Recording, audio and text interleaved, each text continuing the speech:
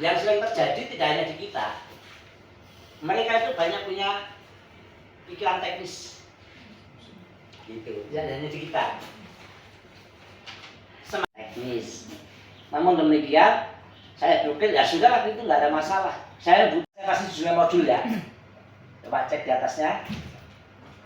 Ada kurikulum ya, ada kurikulum, silabus dan modul terkait tema teknik dari masing-masing yang ada di karakteristik.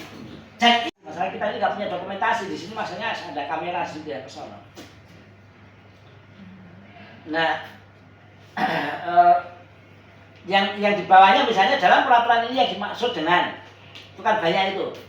Coba kita isikan di dalamnya, di sebelahnya. Ya. Terus berikutnya mengikuti terus saja. Baru kemudian kira-kira butuh pasal apa yang penting perlu masuk adalah satu sertifikasi, kemudian yang kedua adalah jaminan mutu. Mau satu pasal nggak ada masalah. Pengaturan lebih lanjut itu. Nanti kalau misalnya kita panjang, kita uraikan malah nggak mungkin. Itu aja. Jadi ikutin itu aja. Nah, saya minta masukan pada kesempatan ini, makanya saya mengundang Mas Arya di sini, Pak Fauzan, Mas Iman dari PDP, ya, Mbak Sinta terutama dari Ijen ini sudah jauh-jauh dari sekretariat, hanya untuk memberikan masukan apa yang harus diisikan di dalam itu. Kalau itu memang sudah ada, ambil saja. Kalau belum ada, carikan terminologi baku. Sekali lagi ya, misalnya kompetensi, pasti itu ada terminologi bakunya. Kompetensi itu apa? Kalau kita ngarang sendiri nggak mungkin. Cari di situ aturan yang di mana, misalnya Perpres 68, yang dimaksud kompetensi itu apa? Masukkan di situ. Sehingga kita jangan sampai membuat definisi yang, nah misalnya pelatihan klasikal, ada nggak itu? Ada nggak pengertian bakunya? Ada mungkin. Cek di peraturan ataupun juga mungkin termasuk peraturan tentang pendidikan nasional, itu juga ada di situ menyangkut pelatihan. Ataupun dari kementerian itu ada. Pokoknya dia punya dasar. Kita menggunakan pendekatan yang mana? Pelatihan mandiri. Kita menggunakan terminologi kemarin yang ditetapkan di keputusan kepala badan. Ayo Mbak Ani, nggak apa-apa, silakan. Bukan jenis, tapi dia pendekatan. Ya, sekali lagi ya. Pendekatan kalau berbasis masyarakat itu berarti dia berorientasi pada apa? Bisa manajerial, bisa teknis. Kalau dia kompetensi, dia bisa manajerial, bisa teknis.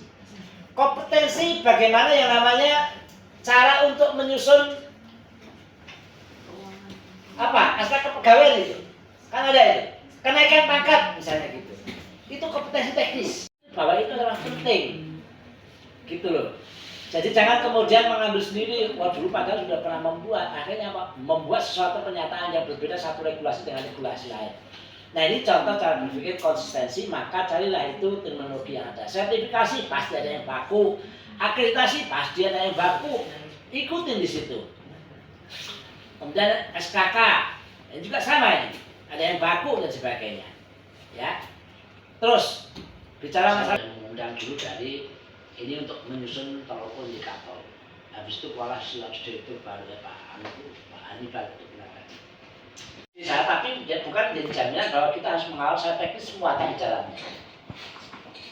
Yang kedua IDM, Mas PDP Mas Iman. IDM itu dulu, kalau bicara IDM itu dulu saya cuma bukan di situ aja. Meskipun sebenarnya sudah ada, cuman saya out of the box dalam pemikiranku gitu ya, di luar dari pemikiranku yang mestinya aku selalu berpikir secara. Nah, teman-teman sekalian mungkin ini menjadi satu bentuk penguatan asumsi di sini ketika nanti argumentasi dan silahkan nanti tambahkan. Yang sejauh ini saya ingin mencari proses yang selesai, apalagi sepakat dan sebagainya sulit, terutama dari biro hukum. Nah, sementara sebenarnya biro hukum itu hanya menjaga koridor yang namanya apakah ini regulasi atau seperti apa. Kemudian harus bagaimana PP, jadi penyelesaian peraturan perundang-undangan, cuma dia nggak nangani PP 1, PP kita adalah PP 1. Nah cuman dia akan bantu, makanya saya jadi fakultas UGM cuma hukum, tapi dia kebetulan desanya KKN-nya sama, dia waktu itu cari saya.